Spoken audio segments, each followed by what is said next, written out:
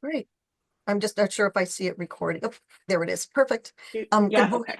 We're good. Thank you. Good morning, everybody. And it's great to be on today with our partners from Plymouth County as well as the Marion Institute. On a day like today, right? The heat wave that we've had, the effects on human beings, the effects on our nature and gardens and all of the things. It is actually a great day to be starting the conversation with all of you. I am so appreciative of our staff, Old Colony Planning staff, and specifically Joanne Zigman and her expertise and her organization skills and her compassion for this topic. But as Joanne has up on the slide today, it's just not us. It's from a grant also from the state, MVP, along with Harbor One in supporting us. So if you can see, it's private-public partnership that we, along with our other partners. So without further ado, I just want to welcome, this is the beginning of some continued discussions. And with that, Joanne, am I passing this on over to somebody else? Sure, I can take it from Thank here, Mary. you. Thanks, Mary. All right, good morning, everybody. It's great to see so many people on today and so many names that we haven't met yet. So this is wonderful. Um, Give me a minute here because I'm having some oh, there we go. All right, so the goal overall of this project is a more resilient, locally rooted food system that benefits the families, businesses, and communities throughout Plymouth County. We want to thank our funding partners, the Commonwealth's Municipal Vulnerability Preparedness Program, Plymouth County, Beth Israel Deaconess Hospital Plymouth, and Harbor One Foundation. Our delivery partners, who you'll hear from today, are Old Colony Planning Council, Mary, our executive director. We're the regional planning agency supporting 17 municipalities in the greater Brockton and Plymouth areas. We have Plymouth County. Frank Basler is here with us today, the administrator. They provide a variety of services to residents in their 27 municipalities, including 4-H extension services, which you might be familiar with. And they also hold a lot of historically significant properties throughout the county. And then we have the Marion Institute, Liz Wiley and Rita Higgins here with us today. They're a nonprofit 501c3, and their goal is actually fascinating. Check out their website. They do a lot related to food, but overall, their mission is to engage individuals and communities in root cause solutions that elevate food, health, and environmental equity. So today's meeting, we're going to tell you more about the project. We're going to describe all the participation opportunities that are available. We hope you have questions, so we'll welcome those towards the second half of the meeting. And also any discussion or ideas or thoughts, anything at all that anybody wants to share. We will, as sort of the formal agenda items, we'll give you an overview. We'll pass it over to Marion to talk about the carrot process, which is one of the core parts of the project. Ways to participate, a Q&A and open discussion, as I said, and then we'll talk a little bit about next steps as well, too.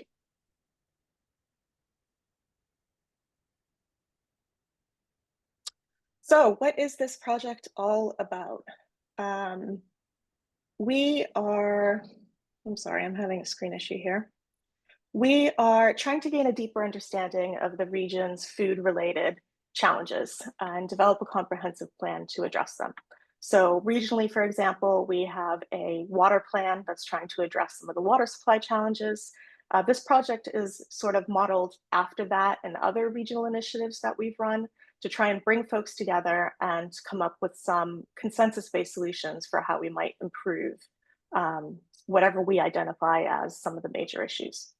So the first goal is to strengthen the collaborative capacity of participants, both at the local and regional scale, within the food system to adapt to a changing climate, to strengthen the local food economy, and to reduce food insecurity.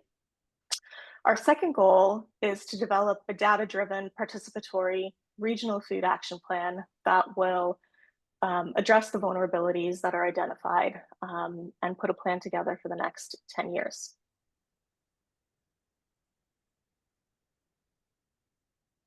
Why does all of this matter? I'm sure everyone on this call is familiar with some of the challenges our food system has experienced really for a long time, but particularly during COVID and after.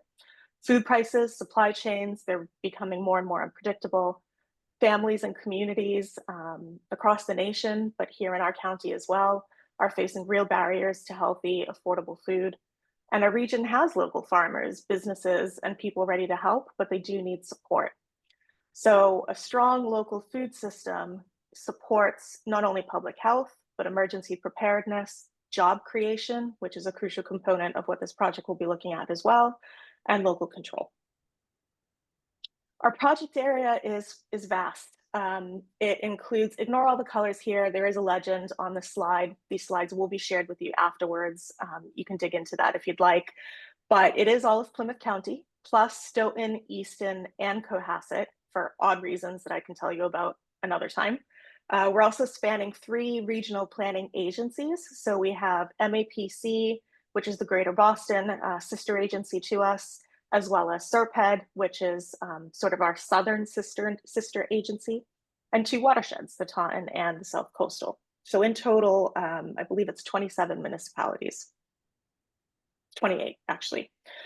How we're going to be doing this? So there are 4 components to what we're hoping to get going over the next year. First, we're going to be establishing a steering committee. So we described that a little bit in the survey that you all completed. The purpose of the steering committee is really overall governance. The steering committee will be responsible for reviewing the outputs from the consultants' work that happens throughout the course of the project. They'll also be helping organize community engagement, any public events that we want, any consultation processes, that sort of thing. They'll help us with grant reporting, not actually doing any of the administration, but just making sure that we're abiding by what we said we do in our grant application to the state. And that pretty much sums it up. The plan is also separately to have a community advisory board, which Rita will talk about in a little bit with Liz. The community advisory board will be more of a working group than the steering committee. It will be looking at the actual strengths and weaknesses of the food system in our project area, looking at opportunities and identifying how we might be able to make a difference over the coming 10 years. There's a tool that that Rita will talk about called the Carrot that will kind of guide that whole process, but it is very much a working group. So the meetings will be very much nitty gritty. You don't need to be an expert. You just need to, bring your lived experiences. In addition to that, we'll be putting out a procurement this summer for a technical consultant to do a deeper dive into the economy within our region for the food system. So we'll be looking for somebody who can look at what the current market is, who our suppliers are, give us a really good lay of the land. Where are our farms? How much land is suitable for agriculture that maybe isn't in agricultural use right now? Looking at all aspects of the food system chain, from sort of the actual growing of the food all the way through to distribution and retail. So the steering committee will be really crucial in helping advise us on the content of that technical work. Will be the first steering committee meeting in July will be focused on reviewing a draft for that RFP. And then lastly, but most importantly, really is the public engagement component of this. When we pitched this to the Commonwealth, we said that it was going to be a project that very heavily is co-designed. We're looking for folks in the region who have, knowledge, expertise, lived experiences to help tell us what we should be looking at, what we should be thinking about, what we might be missing, and to help us do this work. So in addition to the steering committee and the community advisory board, we're also, as part of both the Marian Institute's work as well as our technical consultants' work, there will be focus groups, there will be interviews, we will do a survey of folks in the entire region. We might, depending on the steering committee and their thoughts and ideas, we might do some pop-up events at farmers markets or whatever we think we need to do to get the input that we need to develop a good plan. Timeline. So the project will run for about a year from now until June of next year. The first step over the next couple months is what we're doing now, establishing the steering committee and the community advisory board.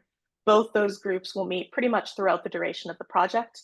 The procurement, as I mentioned, for the technical consultant will happen around sort of July to September. It's usually a 2-month or so process. Public engagement will probably run mostly from September to March, but that could change depending on the steering committee and what we decide to do. Data gathering and plan development, so that will very much fall on the technical consultants that we hire. And then once they do develop a draft plan, it will go out to public consultation. So that whole process will last roughly from sort of September to June of next year. Pass it over to Rita. Rita, you want me to start? Yes, sorry. Okay, Liz. all right.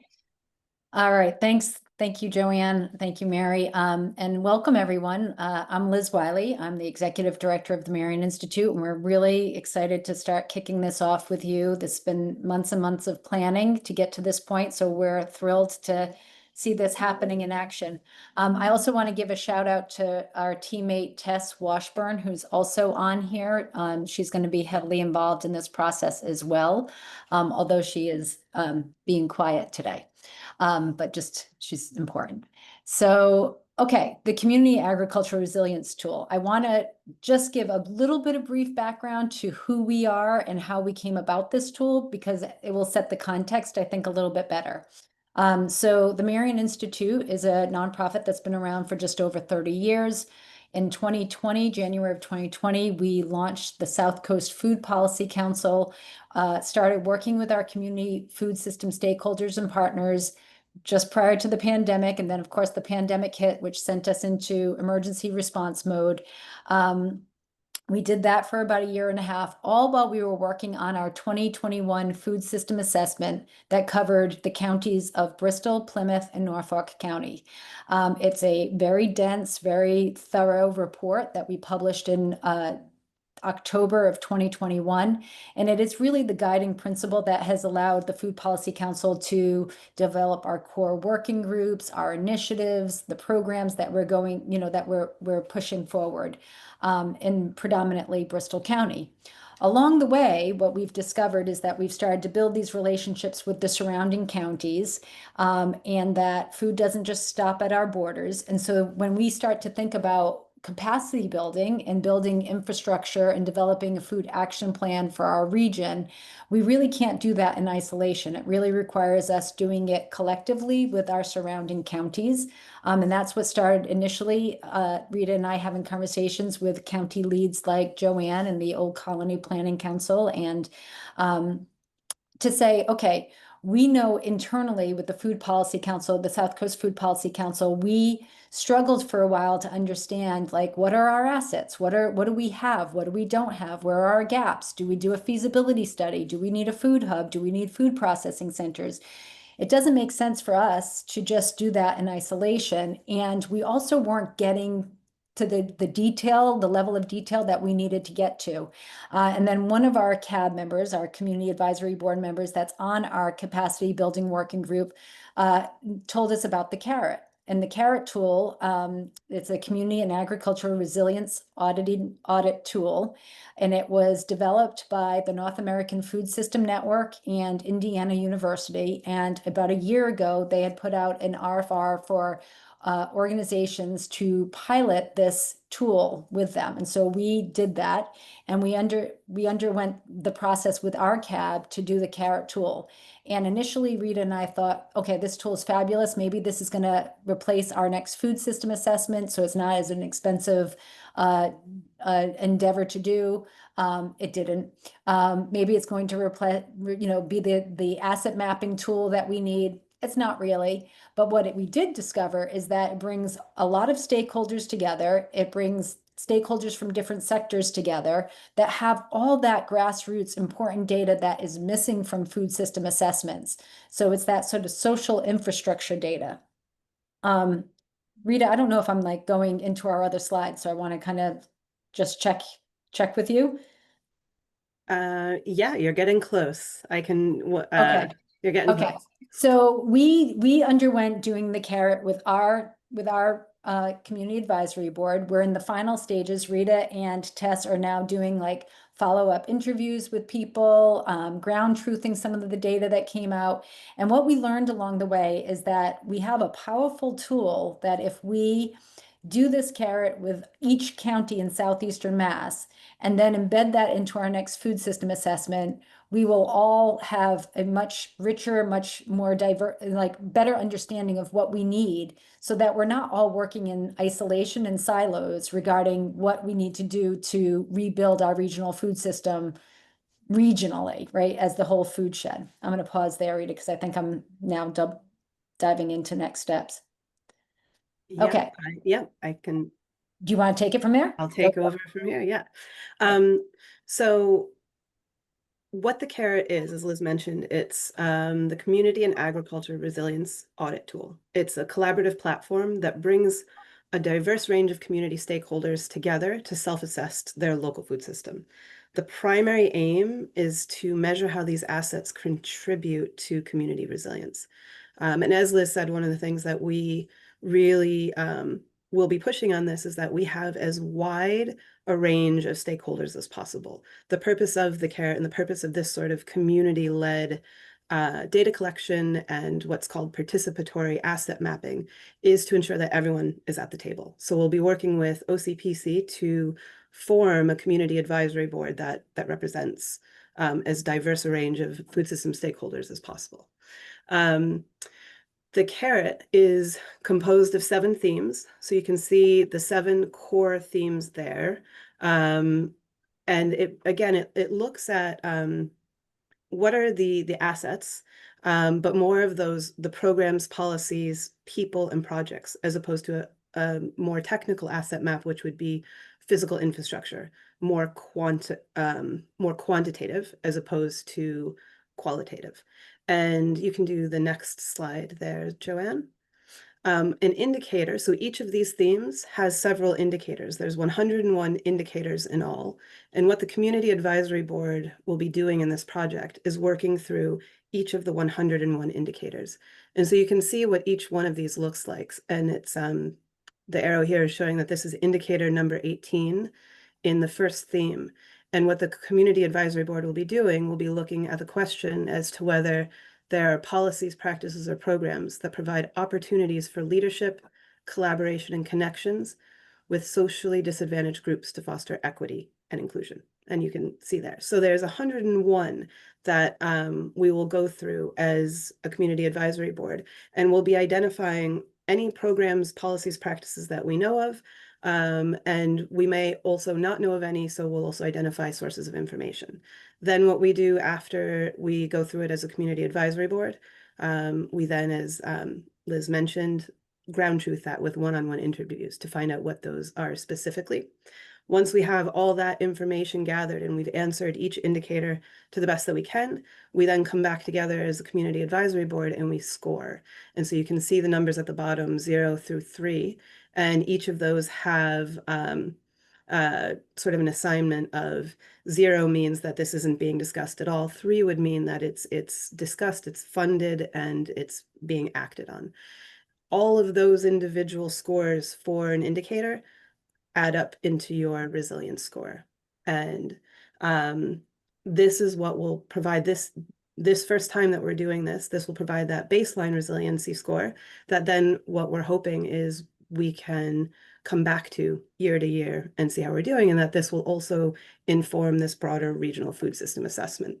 And this really, the carrot we feel is a really important component to a broader food system assessment because it allows us to see the connections between and across sectors. It gives us a shared language. So from sector to sector, from a municipality to a farmer, county to county, it helps us measure resilience. And again, it prioritizes inclusion of all food system stakeholders.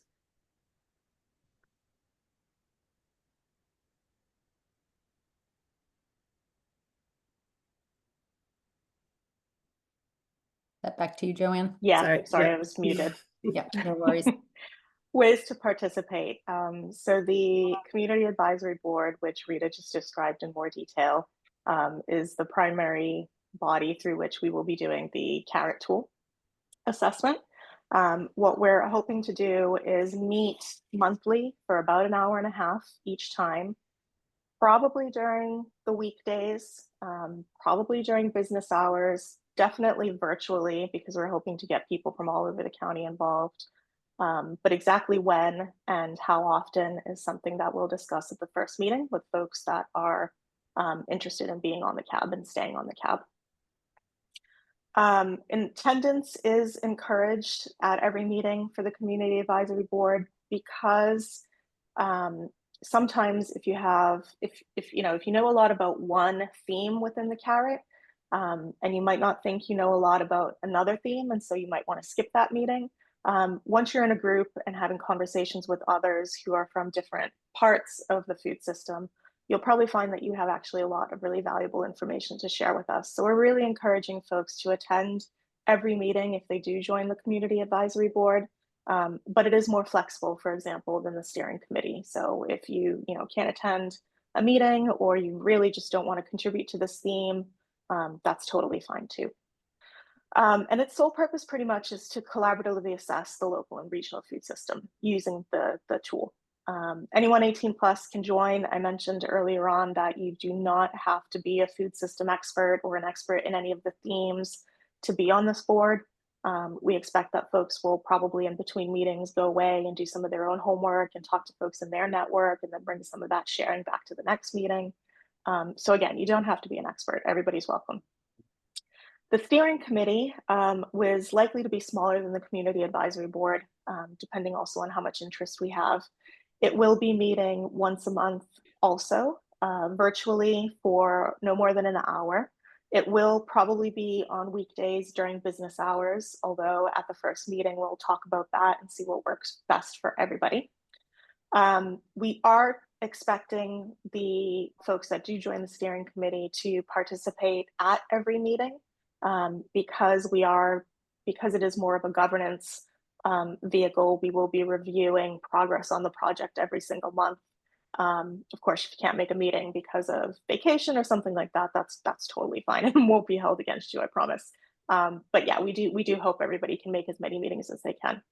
And again, the purpose is the strategic guidance and project oversight overall for us. And then other ways, there are going to be a lot of other ways. I can't give you a specific list yet with dates and opportunities because that's what we're hoping to work with our steering committee to formulate. But we are expecting that we will have, like I said earlier on, focus groups for folks to participate. So those might be topic-based. For example, we might want to have a focus group specifically with folks who are in the aquaculture sector, because we might need to look at that a little more deeply as part of the project. Or we might have a focus group with folks who are struggling with food costs and focus on that group as a specific group to speak to. So there will be focus groups. There will be a community survey. It will be an online survey that's going to be spread across the county wide and far. We'll hope everybody will help us spread that through their networks, through their social media. We hope to have flyers in libraries and have all the towns post on their newsletters or social media, that sort of thing.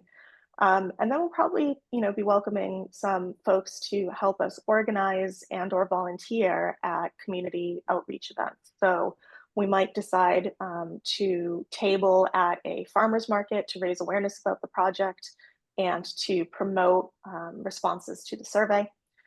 We might decide that we want to do a sort of community night out at the farm event. That's just a fun time bringing everybody together to celebrate local food, maybe towards the end of the project. There's a whole variety of things that we can think about. And again, that will be something that the steering committee will help us develop and advise on. And that's all we've got for our presentation right now. All of our project contacts are on the right-hand side of the screen. Anybody can reach out at any time if you want to have a chat one-on-one learn more details, ask questions, please save that contact info. This is being recorded, this presentation, so we will post this up on our website, oldcolonyplanning.org/food resiliency. The link is on the screen in front of you. The expression of interest form that you all have already filled out will remain on there for probably another month or so until our first steering committee and community advisory board meeting. So we can continue to get folks who are interested involved. So please share with others. Yeah, and as I mentioned, the next step really after today will be getting the steering committee and the community advisory board first meetings in July. So based on your responses to the form that you filled out, we'll be contacting you after today to kind of follow up, see if you have any more questions, and then really just get you onboarded for those two things. So with that, we're going to open it up to discussion. Any questions, any ideas, thoughts, anything at all, please feel free to raise your hand and you can unmute and speak, or you can type something in the chat and we'll read it out. Hey, Joanne, do you want to put Yeah. that link in the chat? Just to Good make it idea. easier for people to grab it. Actually, are you able to do that on your end, Liz? I have I a think lot of things going on my screen right Yeah. now. Rita, you might be able to. I'm not sure I can, but I can type it. I got this.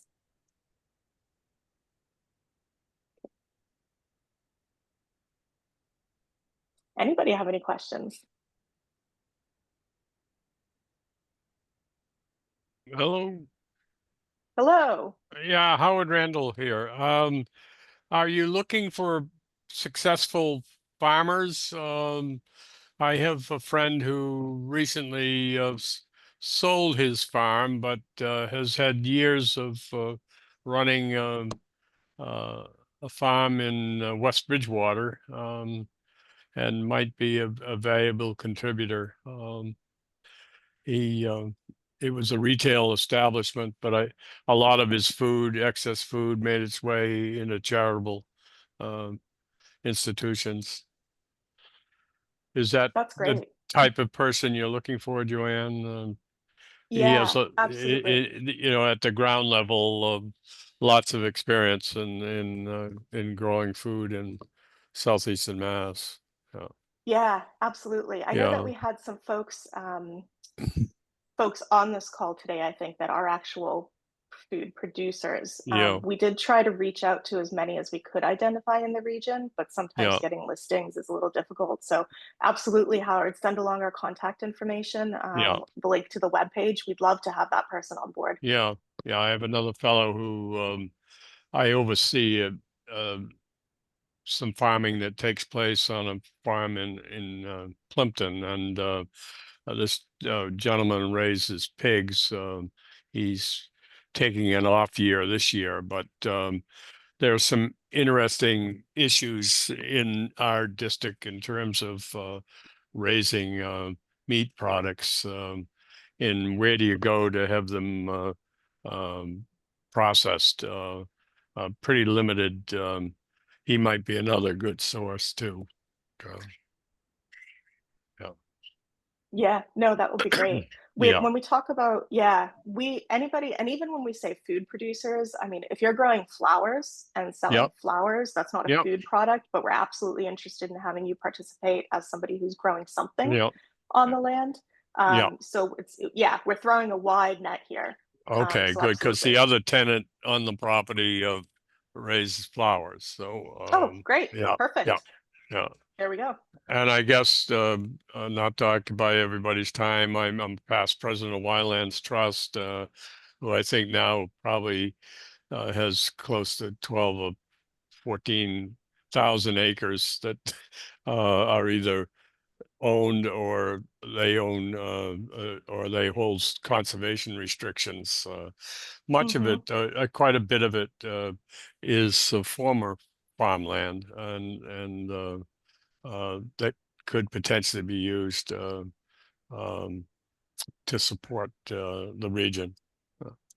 So That's great. And we've reached out to Wildlands, and I I believe have one you. of Good. their Yeah, Yeah, and I believe one of their representatives is on the call today, or at least yeah, they were going to try and attend. So yeah. yeah, I know the director's away because I spoke to her this morning. So yeah. great. Oh, Does anybody else have any thoughts or questions or suggestions for us? Joanne, it's Kathy Cross Yeah. Hi, Kathy. from Duxbury. Thanks for the invite. This was great. On one of the first few slides, you had a list of different categories of areas that you were going to be covering. Do you have any, will you be giving us some more details so we can decide whether, right there, Oh, hold on. Oh yeah, sorry. I know which one it is. this one, This yeah. one. yeah. Yeah, the themes. Yes. It's just so that I want to make sure that my skills and my interests match up with one or more of these themes, that's all. Yeah, for sure we can do that. We'll, with the presentation slides and the follow-up to this meeting, we'll send a link to the actual tool as well, so you can check it out. There's a lot more description on the actual website for it. But yeah, we can make sure that we do that. And we will have that broken out and for each of the community advisory board meetings. We'll go through one theme and we'll make sure that we have each of the indicators lined out so that you can come prepared. I do want to take the opportunity though to really emphasize that the hope and goal of the carrot is to not really label or I guess everyone ultimately is an expert in food. If you eat food, we want you to be at the table. Yeah. Because again, there's two pieces. One, everyone has much more extensive information than any of our sort of expertise or skills. A lot of this is really building connections, again, in between organizations, people, to understand what's going on. That may just be because you live next to them, not because you're a food systems expert. And that's what we found with our Bristol County is that one of the added benefits of the carrot that isn't even included in sort of the formal benefits of carrot is the conversations and the cross-sector conversations and an opportunity for conversations to be had that there's not too many other forums for discussing some of these indicators and how it impacts municipalities, how it impacts individuals. Another component of the Community Advisory Board is that we will make sure that people with a lived experience of food insecurity are also participating. So we are really looking at making sure that all voices are heard and that expertise is really entirely broadened to if you eat food, you are an expert. And we have a question from Pine Dubois from Jones River Watershed. She's asking if we have any involvement from UMass Experimental Station. I'm not familiar with them. I know that we do have some UMass involvement through the county and their extension services and work. Rita, Liz, I don't know, do you guys know the UMass Experimental Station? Are you talking about the Cranberry Station? I have no idea. Pine, do you want to unmute yourself and explain? I was remembering, you know, a long time ago when we had involvement from the experimental station. So it may have stopped at some point, but there was involvement. They brought the beekeepers together. They did a lot of different kind of helpful information, not necessarily, you know, everything I would agree with, but you know, in terms of how to grow, and they were a good resource. But I was looking at the website this morning and it didn't seem very robust. So I'm just wondering if there's been any outreach to UMass, if that's or if the Cranberry Experimental Station is what remains of that. I don't know, but there might be some remnants that could be useful to you. And certainly people that were involved there that I think would I could be helpful. And I would, if you haven't reached out to the beekeepers, I know, you know, they struggle, but they're going to be here for their annual meeting. I think this Saturday. So, you know, they're a very key part of our food system. So I think that would be worth it too. I agree. Thanks, Pine. Agree on both fronts. We should do some direct outreach there. Thank you. Yeah, so the Plymouth County Beekeepers, I did reach out to the president and the vice president via email. I'm not sure if they replied to the interest form, so if anybody knows them, please prod them for us. we'd love to have them involved. Well, they will, I don't know. I think they will be here at the landing this week, so Oh, let me yeah. know if there's a way we can help with that. Yeah, for sure. If you could tell them about the Project Pine. I think sometimes if you get a random email from somebody that you don't know, you're probably going to ignore it these days. So if anybody has networks and connections that they can bring Allison. along with them, for sure. Allison Shane just said, I'm a member of the Plymouth County Beekeeper Association. She's on the Was Oh, it great. Lisa that you reached out to, Joanne?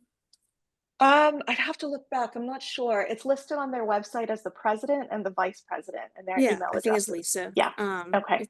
I can always reach out to them if you want. Maybe you could forward me that email and then I can just Yeah. loop them in and say like, this is great for you to be involved in. Yeah. Okay, Awesome. cool. Cool. Let me see what else we have. Good point, Mike. I see your comment in there about reaching out to the Plymouth County Farm Bureau. Yeah, I would say the Farm Bureau and the Cape Cod Cranberry Growers, which actually covers They pretty we much invited. Yeah. Southeast of Mass. Yeah. Mhm.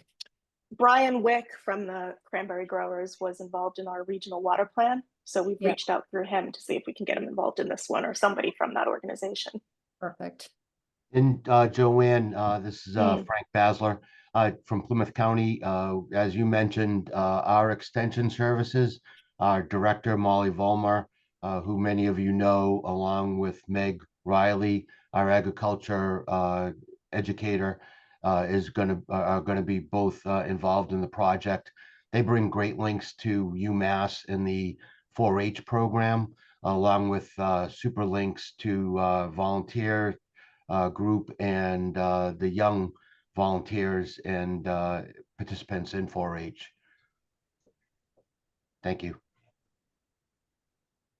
Is there anything that folks would find helpful for us to provide you if you do have others that you want to introduce this project to? There's the website with all of the information. Do you think a flyer would be helpful or anything like that? Or does everybody feel well equipped to spread the word? Flyer could be helpful. The flyer? Okay, we'll make sure to get that out too. Great. All right, well, we've still got about 20 minutes left. So, Mhm. Go ahead, Pine. Yeah, I just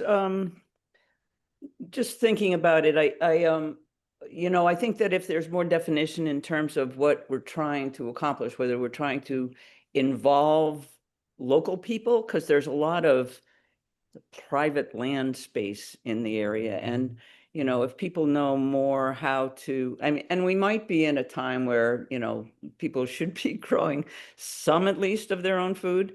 So if there's a, if we can think about maybe a handbook for the, local property owner to, invest in homegrown food or invite others to help, or that kind of thing, develop some sort of community with the schools, I would suggest, because especially when you have, Silver Lake High School that has a Voc Tech school and some of these other schools that even have more outreach from those kinds of departments. I think, cultivating that would both strengthen the schools and strengthen the community as well, and maybe have more involvement with the youth and the old people that are, usually holding on to those landscapes. And that it would be a valuable way of both introducing kids to growing as well as expanding the resiliency in the community. So. Yeah. Pine, I can take a shot at answering that because, we've been running our community advisory board now for 5+ years. And so our community advisory board is made up of all of those types of people, right? So landowners, but food service directors, administrators in the school system, government entities, health entities, yes, food producers and distributors and, institutional buyers, the South Coast Health System. So you're right, it is wanting to get all those voices involved. And so that one, you're getting that, like Rita said, that cross-sector collaboration of, participatory asset mapping, but you're also you know, breaking down silos, right? So that's the important thing, is really breaking down silos and showing people that if we want to be in a vastly different place with our regional food system than we are today, right? 10 years out, 5-10 years out from now, we really need to break down those silos and look at how to, like, first understand how resilient our food system is, right? That's that resiliency score that we'll know, and then be able to have the data to create a food action plan based on informed decision making by the people, right? So everybody, you're saying, should be involved, right? Are we going to get everybody involved? No. But can we get close? I think that's where Joanne's done a really beautiful job of trying to create many on-ramps for people to get involved, and then, you know, maybe not be at every single meeting, but participating in as much of it as possible. So yes. And I would just encourage also, if you haven't already, I know Val Massard is on, and maybe she can answer this, but you know, inviting the town's ag committees, as well as, you know, reaching out to the people that are involved in oyster farming and other kinds of aquaculture. I think that given, you know, the fact that we have a large coast that we're all associated with, that helping to, you know, bring that more alive and more, you know, engaging rather than just speedboating around, it would be really, really worth it in terms of the resilience of the future. Thanks. Yeah, and Joanne, I would point out too that, you know, under chapter 61, you know, a lot of land is set aside with a special tax break for agriculture, and they are listed in the assessor's office. So that's a good place to start in terms of who may be actively engaged in or who should be, in order to protect their tax exempt status on chapter 61 land. So That's that a would be great a good place suggestion. to begin to inventory what's in the region. You know, Yeah. and you could request that of the assessors in each community. Yeah. Yeah. Thanks, Howard. Yeah. Michael Jackman from Rep Keatings. Yeah, thank you. Liz mentioned South Coast Health as part of the Community Advisory Board on the South Coast Food Policy. And you might have mentioned this, Joanne, and I apologize if you did, but the hospitals in this region are very active with community benefits. I know that Beth Israel Deaconess Plymouth, part of their community health improvement plan is to address social determinants of health, including food insecurity. So might be a good idea to kind of reach out to them and at least make sure they know that this is happening and be part of some kind of the planning process. Yeah, absolutely. So they're actually one of our funding partners. They made a grant to the Marion Institute to help us with the Carrot Project. And there's Karen. Hi, Karen.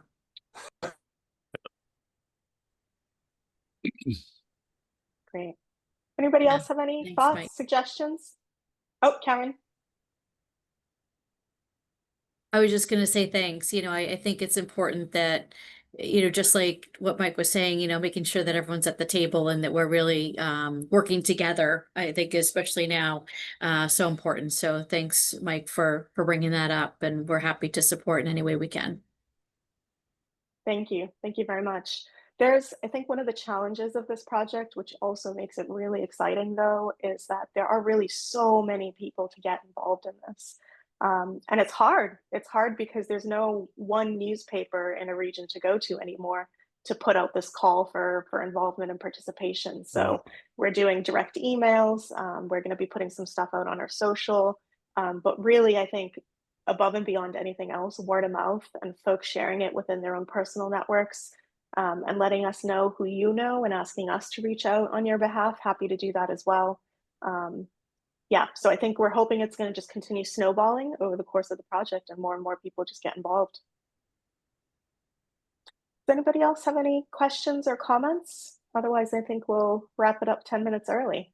Well, I will just, Joanne, summarize that the more people that are involved in the CAB and the Carrot work that we'll be facilitating and doing with you all, the better it is on the other end, because if we don't have the people at the table, then that just means we have to do more interviews at the end to fill the gaps, which is really time consuming and not as effective, right? Because you want that cross-sector collaboration. You want people to be hearing from each other. You want that, you know, active involvement, and really to have it be community-led and community-driven, so that people feel like they have a stake in it and they're not hearing about it at the other end, which is never great for building community and getting people on the same, you know, understanding why we get to the point we get to at the end when the food action plan is created, you know. So yeah, so spread the word and get involved.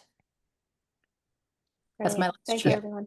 One Yeah. last thing, Joanne, I'd just like to Yeah. thank you for all the information, putting the meeting together. Also, Mary, Liz, and Rita for the hard work in pulling everything together. I would also like to mention Karen Barry from Sheriff McDonald's office is on, and the sheriff has been a great partner in this project from the beginning. So, you know, it's the richness of the dialogue from this group of experts in many, many areas that are going to make this project as beneficial for the community as we can make it. So thank you to all of you for your input for today. And with that, everybody enjoy your hot day. Thank you. Yeah. Thank you, Joanne.